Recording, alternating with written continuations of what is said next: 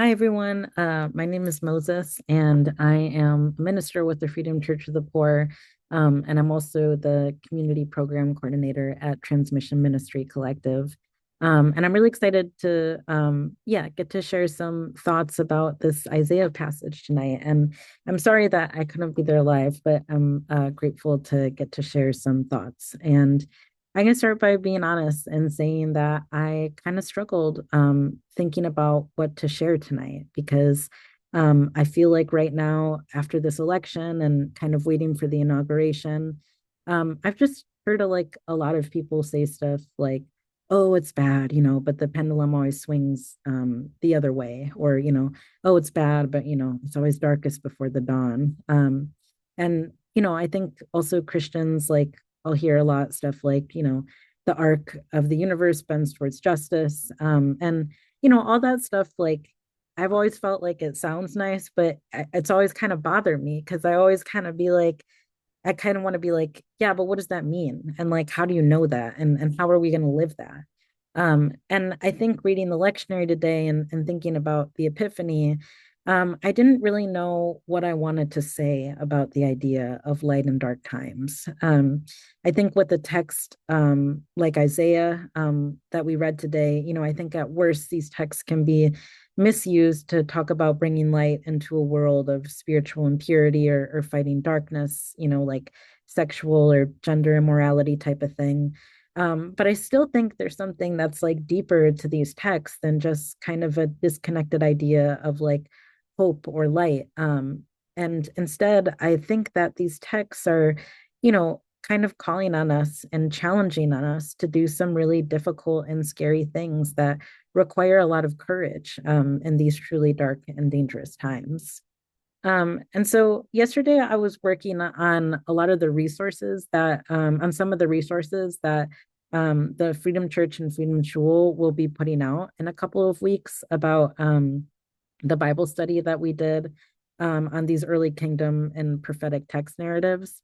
And it was really helpful as I kind of tried to understand today's piece because I was like thinking a lot about how we kind of had to keep prophets like Isaiah really grounded in what was happening socially and politically at the time that they were writing this.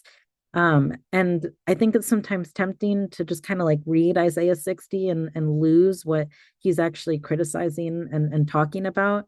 And in the study, we learned about how these texts are really a response to the continued establishment of a kingdom and a ruling elite in ancient Israel.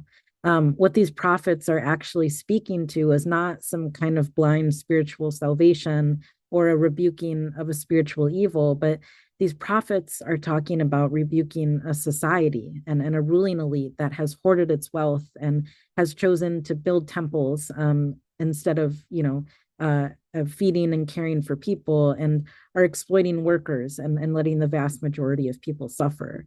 And so he's not talking about spiritual immorality or sexual or gender orientation. He's rebuking a political and economic system that is making people suffer.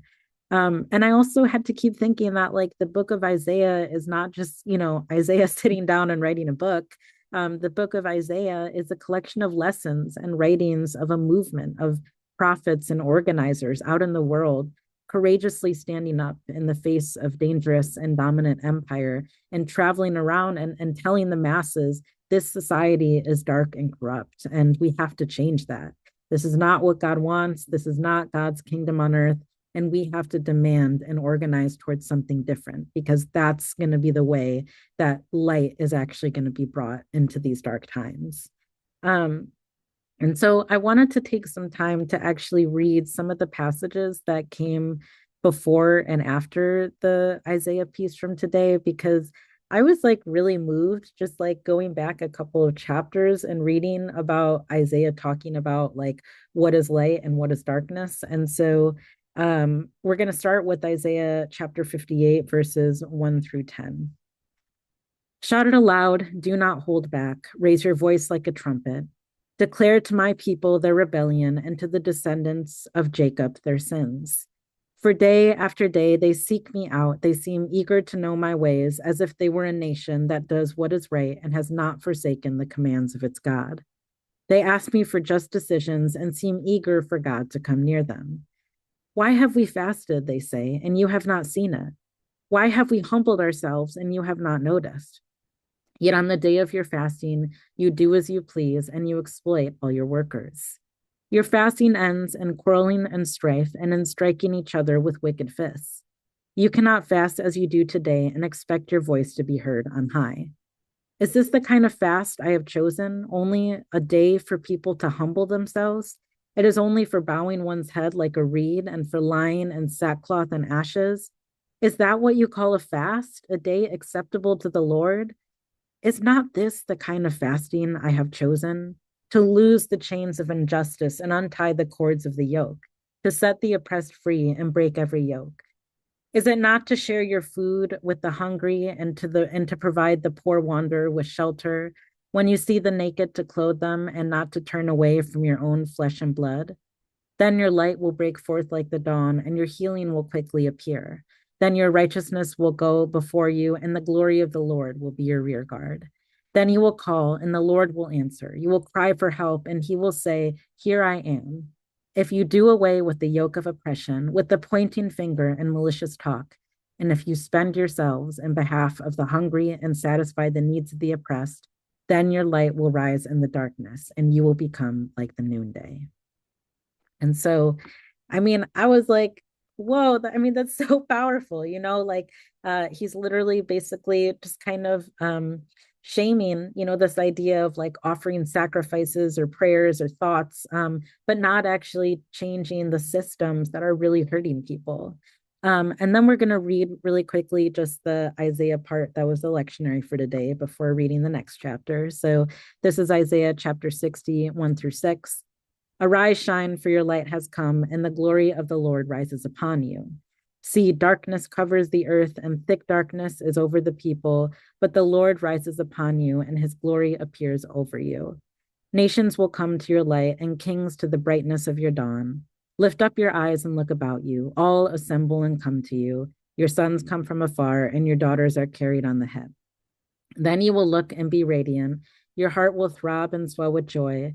The wealth on the seas will be brought to you, and it will be brought to you. The riches of the nations will come. Herds of camel will cover your land, young camels of Midian and Ephah, and all from Sheba will come, bearing gold and incense and proclaiming the praise of the Lord. And then finally, we're just going to read Isaiah chapter 61, verses 1-4, which is the next chapter. The Spirit of the Sovereign Lord is on me, because the Lord has anointed me to proclaim good news to the poor. He has sent me to bind up the brokenhearted, to proclaim freedom for captives and release from darkness for the prisoners, to proclaim the year of the Lord's favor and day of vengeance of our God, to comfort all who mourn, and provide for those who grieve in Zion, to bestow on them a crown of beauty instead of ashes, the oil of joy instead of mourning, and a garment of praise instead of spirit of despair. They will be called oaks of righteousness, a planting of the Lord for the display of his splendor. They will rebuild the ancient ruins and restore the places long devastated. They will renew the ruined cities that have been devastated for generations.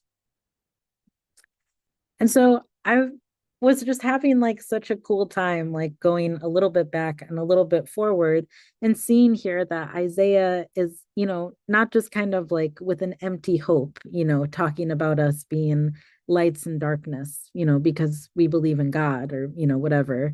But instead, Isaiah is instructing people about how you can actually bring light to a society and what that means. And as Isaiah says, the only thing that will bring light to a society is feeding people and releasing people from bondage and bringing good news to the poor. And from the prophet Isaiah, we can also understand that as the poor and dispossessed, we have to raise our voices together and get organized. And, finally, I'll just say that while I was writing this, like one thing that just I kept like thinking about and I kept hearing was the last piece of Reverend Dr. King's final speech, I've been in the mountaintop, which I'll read here in a second. But this was the speech that King gave to the Memphis sanitation workers that were on strike. And this was in the lead up to the Poor People's Campaign. And I kept hearing this first line while I was writing, where he says, sorry, this is the last part of the speech where he says, we've got some difficult days ahead, but it really doesn't matter with me now because I've been to the mountaintop and I don't mind.